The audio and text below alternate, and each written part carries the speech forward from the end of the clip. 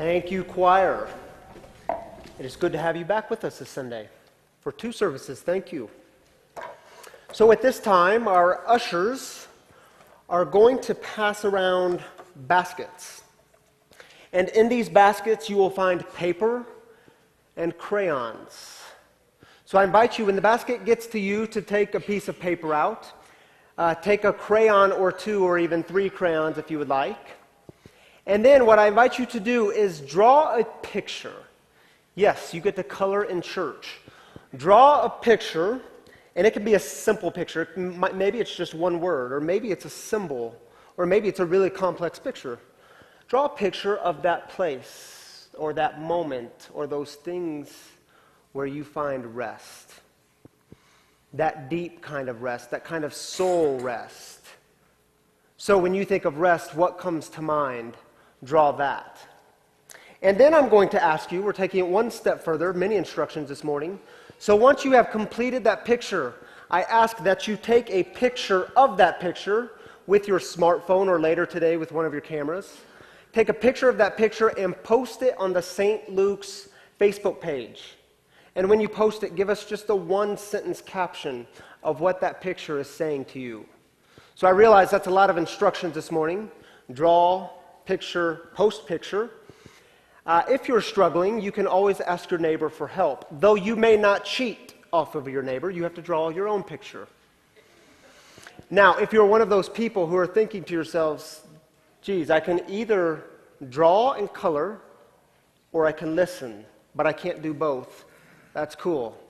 At the end of this sermon time, the end of our teaching, we will be hearing a song for reflection. It's exactly 2 minutes and 49 seconds, and you can take 2 minutes and 49 seconds to finish your picture. If you still need more time, you can finish at home. So 2 summers ago, I wanted to accomplish this goal of climbing one of Colorado's 14ers. Colorado has 53 14,000 feet mountains that you can climb. And I'd wanted to do it for 2 years now. I actually did one about 5 or 6 years ago, but the thing is, I was kind of out of shape then, and the experience was miserable. I could not understand why people found joy and pleasure in climbing a 14er. So I was hoping to kind of recapture this experience.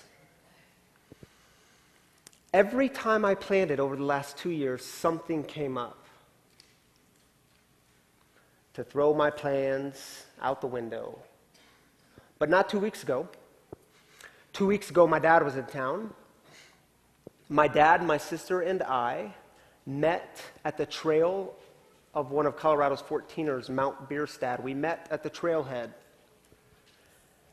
And we began hiking, but the problem is we got started about an hour later than we had anticipated. And why this was a problem was because I had to make it up to the peak, back down, get in my car, and be home in Highlands Ranch by 2:30. And so we're hiking.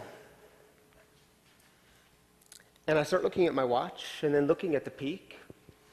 And I'm thinking, wow, this is a long way to go. Do we have the time? And I start hiking a little further, and finally, I voice out loud to my dad and my sister, look, guys, it's a long way to the top, and it's getting short on time. I don't know if we're going to have the time to make it. And my dad says this. He says, well, here's what we can do. We can just hike as far as you can, and then whenever we need, we can turn around and start heading back down. And I thought, Dad, are you kidding me? I have waited 2 years to summit a 14er. I am not about to let this stop me. So I came up with the best plan possible in my head. And I said to my dad and my sister, I said, Dad and Sis, it's been fun, but peace out. I'm going to go ahead of you. And so at that moment, I literally start running up this mountain. And about 17 seconds into that project, I realized this is not a sustainable way for me to make it to the top. So I bring my running down to just a fast walk, a fast climb. And before I knew it, I was standing at the summit of Mount Bierstadt. And I didn't do it as quickly as I thought I did, because about 5 or 6 minutes later, my sister was at the top too. And so I had just enough time to snap a quick selfie, and I handed my phone to a stranger and said, "Quick, take a picture of me and my sister at the top." And the thing about photos is you can look really happy and relaxed, but at that moment, all I was thinking about was, how am I going to make it back down in time? So at that moment, I literally start running back down Mount Bierstadt. And here's the sad truth. I didn't even get to get a picture with my dad at the summit of this 14er. In fact, I passed him on the way down. Here's the sad reality. I had accomplished a goal that I had for 2 years, and in the same breath, I tell you that when it comes to the experience of climbing a 14er with my dad and my sister, I absolutely missed it. Exodus chapter 24, God gives this command to Moses. God says to Moses, "Moses, come up this mountain and stay on this mountain." Now, the actual Hebrew term there is hayah, and hayah translates as to be. So the literal translation of that text is, "Moses, come up on this mountain and be on this mountain." It's a little strange, isn't it? Like, God, could you be any more redundant with your phrasing on this? I'm sorry, God, is there another way to actually climb up this mountain and not be on this mountain? Hello? Thank God for rabbis. Because rabbis come along, and in their debates of interpretation, they conclude for us that when we read the text this way, we really miss it. Because this command that God is giving to Moses is really this profound, genius, brilliant command. Because God understands something about human nature. And God understands that when Moses is climbing up the mountain, Moses would spend all this time and energy getting to the top. And when he gets to the top, Moses would immediately begin plotting about how to get back down to be with his people. So God says to Moses, "Moses, come up this mountain and be on this mountain." In other words, Moses, come up this mountain, and when you get to the top, be fully present. Have you ever had those moments where you are here, but you're actually somewhere else? Maybe you're with your friends and family, important relationships in your life, and you notice somewhere along the way, or one of them calls you out and says, you're here, but you're actually somewhere else. And that somewhere else is with all the emails you have to respond to, all the phone calls you have to return, all the meetings you have to attend this week and maybe even lead, all the projects that need your final touches by the month's end. Or maybe it's like when you take your daughters, your 1-year-old and your 3-year-old, to the park with every intention of being fully present, with every intention of spending quality time with just them, and you're here, but actually you are somewhere else. And every time they notice. It's like we live in this culture of restlessness, a culture that is always demanding more and more. Now, Moses' people, the Israelites, they knew something about restlessness. These were a people who were uprooted from their homeland and dragged into Egypt, where they were forced to live as slaves. And the text in Exodus tells us that God hears their cries. that God sees their oppression. And so God sends Moses to rescue them, to bring them into liberation. And Exodus chapter 5 tells us this story and gives us a little glimpse of what life in Egypt is like for Israelites. Here's how the story goes. Afterward, Moses and Aaron went to Pharaoh and said, "This is what the Lord Israel's God says. Let my people go so that they can hold a festival for me in the desert." But Pharaoh said, "Who is this Lord who I'm supposed to obey by letting Israel go? I don't know this Lord, and I certainly won't let Israel go." Then they said, "The Hebrews' God has appeared to us.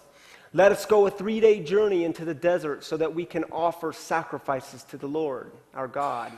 Otherwise, the Lord will give us a deadly disease or violence." The king of Egypt said to them, "Moses and Aaron, why are you making the people slack off from their work? Do the hard work yourselves." Pharaoh continued, "The land's people are now numerous, yet you want them to stop their hard work?" On the very same day, Pharaoh commanded the people's slave masters and supervisors, "Don't supply the people with the straw they need to make bricks like you did before. Instead, let them go out and gather the straw for themselves, but still make sure that they produce the same number of bricks as they made before. Don't reduce the number. They are weak and lazy, and that's why they cry, 'Let us go and offer sacrifices to our God.' Make the men's work so hard that it's all they can do, and they can't focus on these empty lies." That's what life was like in Egypt. So moving forward in the story just a bit, Moses keeps going back to Pharaoh. God says, "Let these people go." And Pharaoh says, "No, not a chance. In fact, it's just getting good. The money is really starting to roll in now. I'm not letting them go." And he keeps going back. And the text says that Pharaoh's heart is hardened. And so over time, you might remember these stories, God sends these plagues, 10 of them. And over more time, the people begin to make their escape, the Israelites. And they make it to the edge of the Red Sea. And you might remember what happens next. It says that God parts these waters and the people walk through towards freedom and liberation. They are now on this journey towards what's called the Promised Land, that land that is flowing with milk and honey. Now, somewhere along the way, God stops them on this journey. And something again happens that's really important at this mountain. You've probably heard it referred to as the 10 Commandments. Our society most of us are very familiar, even if you're not a religious person, you are familiar with the 10 Commandments. We have heard that these are a list of thou shalt nots, everything we shouldn't do. And then we reduce these 10 Commandments to a debate about where these thou shalt nots should be posted and where they should not be posted. And every time we reduce the 10 Commandments to a list or to a debate, I think we miss what God has for us. Here's how God begins with the 10 Commandments. Then God spoke all these words. "I am the Lord your God who brought you out of Egypt, out of the house of slavery." Now, why would God choose to begin this way?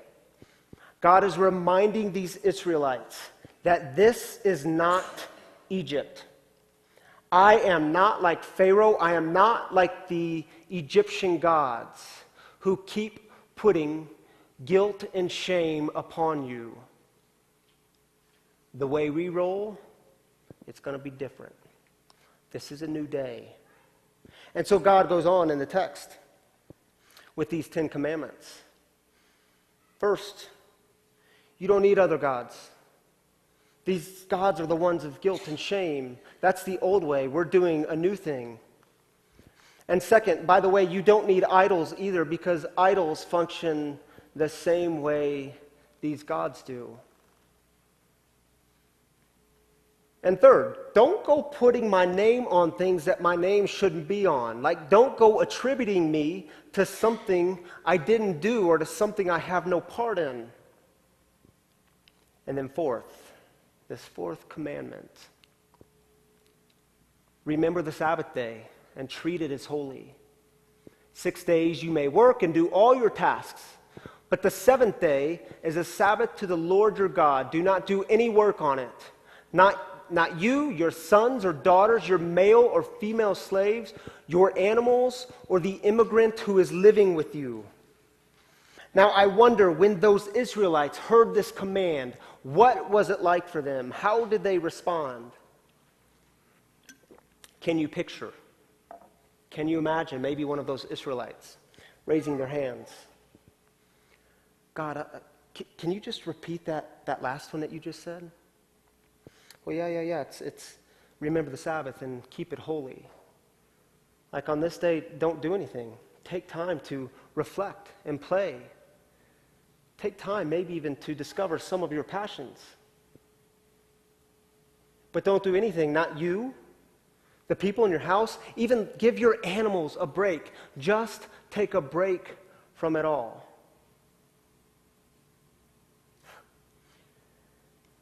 Not like life in Egypt. In Egypt, they were slaves. In Egypt, you worked 7 days a week building and laying bricks. In Egypt, your worth and value came from meeting your quota of bricks. In Egypt, you were worth exactly what you produced. And then this God comes along and rescues them, brings them out of slavery, and shows them what it's like to be human rather than machine. And God says to him, what's happening here is a brand new day.